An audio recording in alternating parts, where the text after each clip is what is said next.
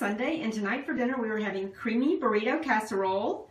We are having Parmesan corn pudding, fresh fruit, and salad. Tonight is Monday, and for dinner tonight we are having chicken spaghetti, steamed broccoli, and salad.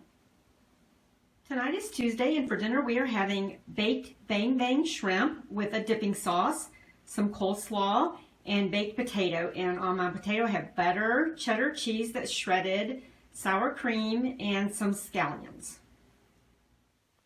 It's Wednesday, and tonight we're having crock pot barbecue country style pork ribs, roasted green beans, Parmesan mashed potatoes, and a side of some strawberries and pineapple.